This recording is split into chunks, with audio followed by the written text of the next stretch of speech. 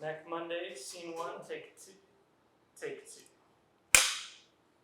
He wanted to see my face. So here we are back with another Mac Mondays.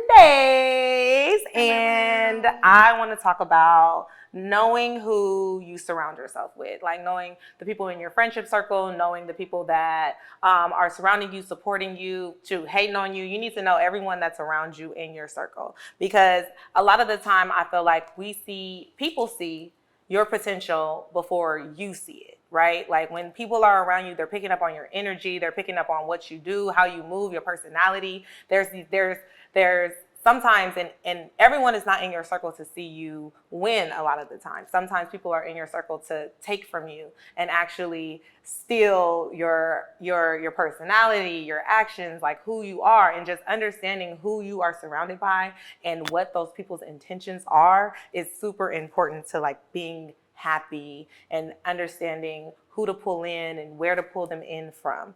There's sometimes people come around and they make you second guess the things that you're doing, right? And you have to understand, like, when people are giving their opinion, sometimes people give their opinion out of fear of what didn't work for them, instead of giving you encouragement on what your idea or what you see as a vision for yourself, and understanding who is going to contribute to the goal and who's going to take away from that goal is super extremely important. Like, I surround myself with different people that are doing different things, just so that I can stay motivated to do and pursue the things that I want to do. And those people that contribute to that are who I want to continue to surround myself with, right? Because we're not in secret competition with each other. Sometimes people in your circle end up being in secret competition with you, and they'll tell you not to do something and then go do it, right? And that's not cool.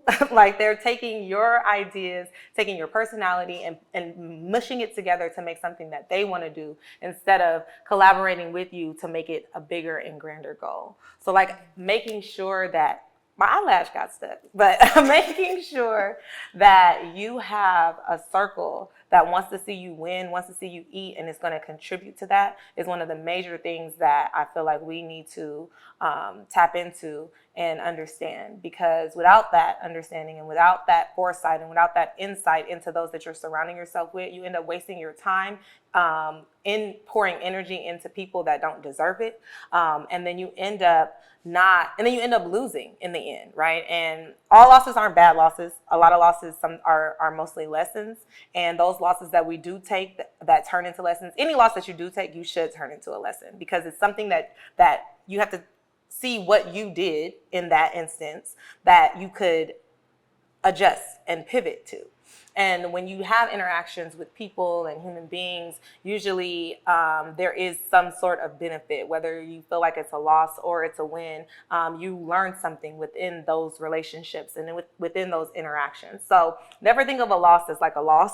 Think of it as an opportunity for you to reflect and to adjust, because those are the times when losses are the times where you gain the most insight and the most wisdom. And you're able to actually apply the things that you learned or the things that you went through into your next phase, whether that comes through as art, whether that comes through as just a way of you knowing your own personality and knowing what you need to do in order not to be so reactive and be so quick to respond. You'll be able to understand yourself, and you'll be able to understand those around you and how you are. And most of the time we learn more about ourselves in losses than we do anything else, because when you lose, you're able to see, or when you feel like you've lost, you're able to reflect and see, okay, like, I responded this way because I haven't dealt with this, or I responded this way because I feel this way, and I didn't know I felt that way until I went through it. So your surroundings and the people that you have around you are a big part of why we react and why we respond the way that we respond, because it's all relationships, and it's all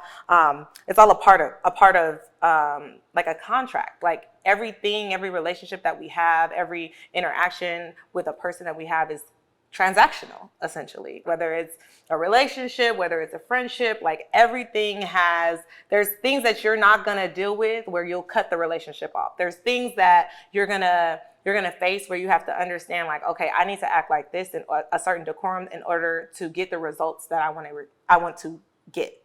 So the whole point of it all is understand your surroundings, understand your circle, because that is a big part of whether you win or you lose. So, Rock Mondays. Bow, bow, bow, bow.